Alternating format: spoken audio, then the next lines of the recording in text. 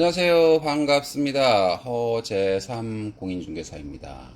제가 오늘 준비한 영상은 내 보증금 안전하게 지키는 방법과 계약서 작성 시 주의할 점 15가지라는 제목의 영상입니다.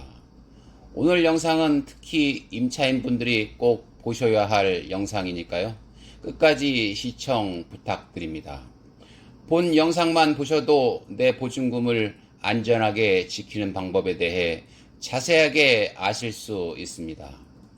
얼마 전 신문기사를 보니까 지방 전세가율이 77%를 넘어 깡통 전세에 매매가 역전 현상까지 벌어지고 있다고 합니다.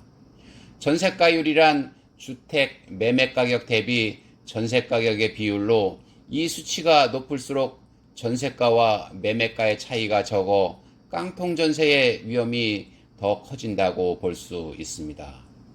임대인은 전세 보증금을 돌려주는 것보다 집을 포기하는 것이 이득이기 때문에 세입자의 보증금을 책임지지 않고 그냥 경매로 넘겨버리는 경우가 비일비재합니다. 한국부동산원에 따르면 지방 중소도시의 전세가율은 올해 3월 기준 77.1%로 높은 수준을 유지하고 있습니다. 통상적으로 주택 매매가격 대비 전세가율이 70%를 넘어서면 위험하다고 전문가들은 말하고 있습니다. 지난 20일 윤석열 대통령 주재 3차 비상경제회의에서도 전세가율이 90%를 초과하는 지역을 깡통 전세 위험지역으로 분류해 특별 관리하기로 했습니다. 상습적으로 보증금을 떼먹는 임대인의 정보 공개가 추진되고 전세 사기 피해자에 대한 전세자금 대출 등 지원책이 마련됩니다. 또한 해당 지역의 경락률이 전세가율보다 낮은 지역도 특별 관리 대상이 됩니다. 경락률이란 감정가 대비 경매 낙찰가 비율을 말합니다. 부동산 전문가들은 통상 전세가율이 80%를 초과하면 잠재적인 깡통 전세 우려 지역으로 분류합니다. 그러면 내가 가진 전 재산은 보증금을 안전하게 지키는 방법은 무엇이 있을까요? 전세를 구하려는 분들은 갈수록 치솟는 물가에 고금리에 마음고생이 심하실 것으로 생각됩니다. 거기다가 살던 집이 경매나 공매로 넘어가서 평생 모은 돈을 날리는 경우가 비일비재합니다. 또한 임대인이 인상도 좋고 부동산 중개업소에서 계약서를 작성하는데 설마 나한테 그런 일이 발생하겠어 하는 마음을 가지고 계시는 분들도 있을 겁니다.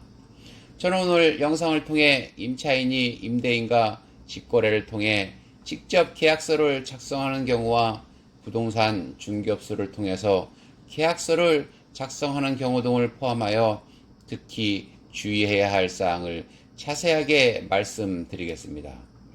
물론 상대방에게 사기를 치겠다고 마음먹고 달려드는 사람한테는 내가 아무리 주의를 기울여도 어쩔 수 없는 경우도 있습니다. 그래도 최대한 주의를 기울여야 할 것입니다.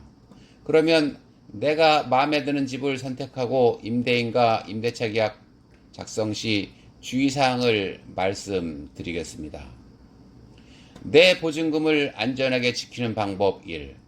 건축물 대장을 꼭 살펴보셔야 합니다. 건축물 대장을 통해서 건물의 소재지, 면적, 불법 건축물 여부 등을 확인하실 수 있습니다. 건축물 대장은 정부 24에서 누구나 발급이 가능합니다. 2. 등기사항 증명서를 통해 해당 건물의 은행 근저당이 얼마나 설정되어 있는지, 소유권에 대한 제한사항은 없는지, 아니면 건물의 신탁 등기가 설정되어 있는지 등을 살펴보셔야 합니다. 등기사항 증명서는 대법원 인터넷 등기소에 들어가시면 24시간 임대인 동의 없이 일정한 수수료만 지급하면 발급이나 열람이 가능합니다. 등기사항 증명서는 표제부, 갑구, 을구로 구성되어 있습니다. 표제부는 건물에 대한 사항이고 갑구는 소유권이나 각종 제한사항 등이 기재되어 있습니다. 을구는 은행 근저당이나 전세권 등이 기재되어 있으니까 꼼꼼하게 보셔야 합니다. 보통 금융권은 건물에 대한 근저당 설정 시 대출 금액의 120%에서 130%를 설정합니다. 이유는 건물 경매 시 발생할 수 있는 지연이자 소송 비용 등 모든 비용을 포함하기 때문입니다. 따라서 등기사항 증명서 을구에 있는 근저당 채권 최고액을 보시면 실제 건물에 대한 대출이 얼마가 있는지 알 수 있습니다. 물론 설정된 금액을 전부 또는 일부를 임대인이 상환했는데도 아직 말소하지 않는 경우도 있으니까 임대차 계약서 작성 시 건물주에게 정확한 금액을 알아보셔야 합니다. 그리고 등기사항 증명서상에 신탁 등기가 되어 있는지도 주의 깊게 살펴보셔야 합니다. 신탁이란 말 그대로 임대인이 신탁회사에 자신의 건물을 맡긴다는 뜻입니다. 신탁회사는 임대인을 대리하여 부동산의 관리, 처분, 운영, 개발 등을 하고 수익이 생기면 약정한 신탁 수수료를 공제하고 임대인에게 돌려줍니다. 따라서 원칙적으로 임대차 계약은 신탁회사와 체결해야 합니다. 계약 전 거래를 주선한 공인중개사에게 부탁해 신탁 종류와 실소유자가 나와 있는 신탁 원부를 꼼꼼히 확인해 보지 않고 원래 소유자와 임의적으로 계약을 체결하면 보증금을 날릴 수도 있습니다. 특히 건물 소유자가 신탁회사에 소유권을 완전히 넘긴 뒤 이를 담보로 대출을 받는 담보신탁은 개인 명의로 대출을 받을 때보다 더 많은 자금을 빌릴 수 있어 전세 사기에 많이 이용되는 신탁의 종류입니다. 따라서 임대차 계약도 신탁회사와 하는 게 원칙입니다. 다만 신탁회사에 임대차 승낙 동의서가 있는 경우에는 원래 소유자와 임대차 계약을 체결하셔도 됩니다. 임대차 계약 승낙 여부는 신탁 원부를 발급받아 보시면 확인할 수 있으며 보증금은 신탁회사에 지급해야 한다는 내용이 있다면 소유자와 계약을 체결했더라도 보증금은 신탁회사의 계좌로 입금해야 합니다. 물론 신탁 등기 이전에 대항력을 갖춘 임차인은 보증금을 안전하게 지키는데 큰 문제가 되지 않지만 신탁 등기 이후에 입주한 임차인은 향후 문제가 될 수 있습니다. 이러한 등기사항 증명서는 총 3번 정도는 확인해 보셔야 합니다. 계약서 작성 시, 잔금 지급 전, 입주 후 1개월 이내에 확인해 보시면 됩니다. 전세보증금 안전하게 지키는 방법 3. 계약서 작성 전 임대인에게 주민센터에서 발급하는 전입세대 열람내역서를 요청하여 받아보시기 바랍니다. 전입세대 열람내역서를 보시면 선순위 임차보증금이 얼마나 있는지, 전세는 몇 명이나 들어가 있는지를 알 수 있습니다. 이와 별도로 선순위 임대차 보증금 현황 자료도 요청하여 확인해 보시기 바랍니다. 주민센터에서 발급받는 전입세대 열람내역서에는 전입신고나 확정일자를 받지 않은 세대는 알 수 없기 때문에 임대인만이 현재 거주하고 있는 임차인들의 사실관계 현황을 정확하게 알 수 있습니다. 각 호수별로 개인 인적사항을 제외한 보증금액, 월 차임금액, 계약기간 등을 기입하면 됩니다. 이 자료를 통해 보증금 총액과 은행 채권 최고액을 합산하여 건물 시세 대비 채무 비율을 알 수 있습니다. 4. 전세계약서 특약사항 꼼꼼하게 작성하기.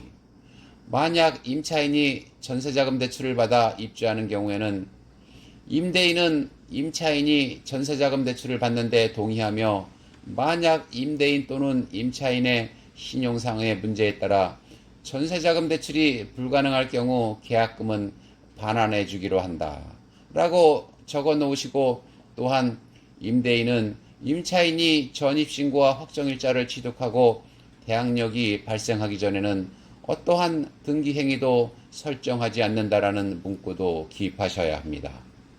5. 전세보증금 반환 보증에 가입하는 것입니다. 현재 보증보험을 취급하는 기관은 주택도시보증공사, 한국주택금융공사, SGI 서울보증 등 총 3곳입니다. 가입하는 방법은 해당 보증기관 홈페이지, 영업지사 방문 신청, 위탁은행 방문 신청, 기타 온라인 및 모바일 등을 통한 가입이 가능합니다. 6. 이사 당일 전입신고 및 확정일자 받기. 이사 당일 입주와 전입신고를 마치시면 대항력이 발생하고 거기에다 확정일자를 받아 놓으시면 우선 변제권이 발생합니다. 대항력은 전입신고 이길 0시부터 효력이 발생합니다. 대항력이란 임차한 주택이 매매나 경매 등으로 인해 소유자가 변경되더라도 변경된 소유자에 대해서도 임차권의 효력을 주장할 수 있는 임차인의 권리를 말합니다. 즉 임차인이 보증금을 받기 전까지는 그 집에서 퇴거하지 않고 계속 거주하며 임대인에게 대항할 수 있는 권리입니다. 그리고 이에 더해 확정일자까지 받으시면 우선 변제권이 발생합니다. 우선 변제권이란 임차한 주택이 공매나 경매로 넘어가더라도 낙찰된 금액에서 후순위 권리자보다 우선하여 보증금을 변제받을 수 있는 권리입니다. 즉 다른 채권자보다 우선하여 보증금을 돌려받을 수 있는 권리입니다. 7. 모든 금전거래는 집주인 명의 계좌로 입금하셔야 합니다. 가끔 임대인이 신용상의 문제가 있어서 부동산 중개업소나 건물 관리인 명의 통장으로 입금해달라고 하는 경우가 있는데 어떠한 경우에도 임대인 통장으로 입금하셔야 하며 불가피하게 임대인 통장이 아닌 다른 통장으로 입금할 경우에는 임대인이 직접 서명 또는 날인한 입금 확인서를 받아두시기 바랍니다. 8. 임대차 계약서 체결 시 집주인과 직접 대면으로 계약하기입니다. 만약 임대인 본인이 아닌 임대인의 대리인과 계약을 진행할 때에는 위임장과 인감증명서를 꼭 확인하셔야 합니다. 위임장에는 임차 목적물 소재지, 소유자의 성명과 연락처, 계약의 목적, 대리인 이름, 주소, 주민번호, 연월일 등이 기재되어야 하고 인감증명서와 관련하여 위임장의 날인과 인감증명서의 날인이 동일해야 합니다. 인감증명서는 최근에 발급받은 건지 발급일자를 확인해 보시기 바랍니다. 또한 대리인을 통한 계약은 건물주와 직접 통화를 해서 위임한 사실이 있는지 여부도 녹취해 놓으시기 바랍니다. 9. 임대인이나 대리인 신분증 진위 확인하기입니다. 주민등록증, 인감증명서 또는 본인 서명 사실 확인서 진위 확인은 정부 24에서 확인이 가능합니다. 10. 공인중개사무소 정상 등록 여부 및 개업공인중개사 여부 확인하기입니다. 공인중개사 자격증이 없는 무자격자가 다른 사람의 공인중개사 자격증을 빌려서 영업하는 곳이 있으니 꼭 확인해 보셔야 합니다. 보통 부동산 중개사고가 많이 발생하는 곳이 무자격자가 운영하는 사무소나 부동산 컨설팅을 해주는 사무실입니다. 공인중개사 사무소 대표자 이름, 주소, 연락처 등을 확인하고 신분증과 중개업 등록증 등의 위조 여부를 한국공인중개사협회를 통해서 확인이 가능하며 국가공간정보 포털 또는 경기부동산 포털에서도 확인이 가능합니다. 11. 공동명의로 되어 있는 건물인데 소유자 중 1인가의 임대차 계약 체결 시 지분율을 꼭 확인해 보셔야 합니다. 1인가 계약을 진행하는 경우 계약서 작성하는 사람의 지분이 2분의 1을 넘어야만 법적으로 유효한 처분 권한이 인정됩니다. 만일 2분의 1 이하의 지분을 가진 자와 임대차 계약을 체결하는 경우 나머지 지분권자의 동의를 받는 것이 안전합니다. 이와 관련하여 부부가 각각 절반씩 소유하고 있는 집에 대해 임대차 계약을 체결하는 경우에도 나머지 배우자의 동의서를 받는 것이 좋습니다. 이와 관련하여 판례는 부부 중 일방의 일상 가사에 관한 대리권의 범위에 임대차 계약 체결은 포함되지 않는다고 보고 있습니다. 12. 기업공인중개사의 중개하에 체결된 임대차 계약 후에는 주택임대차 계약서, 중개대상물 확인 설명서 및 공제증서 등과 각종 공적 장부를 받아 보관하시기 바랍니다. 또한 부동산 중개보수를 지급한 경우 기업공인중개사가 1번 사업자일 경우에는 세금 계산서, 간이가세자일 경우에는 현금 영수증을 받아 놓으시기 바랍니다. 13. 임차한 목적물에 하자가 있거나 보수를 요하는 부분이 있다면 즉시 임대인에게 수리를 요청하고 수리가 안 되는 부분에 대해서는 계약서에 명기해 놓으시고 더 나아가 핸드폰으로 촬영해 놓으면 훗날 분쟁 발생 시 증거자료로 활용할 수 있습니다. 14. 계약하려는 집에 체납된 세금이 없는지 확인해 보셔야 합니다.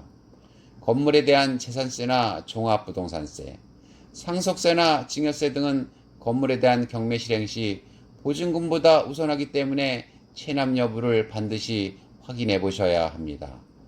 임대인 동의를 얻어 미납 국세 등을 열람하거나 임대인에게 세금 납부 증명서, 즉 완납 증명서를 요청하셔야 합니다.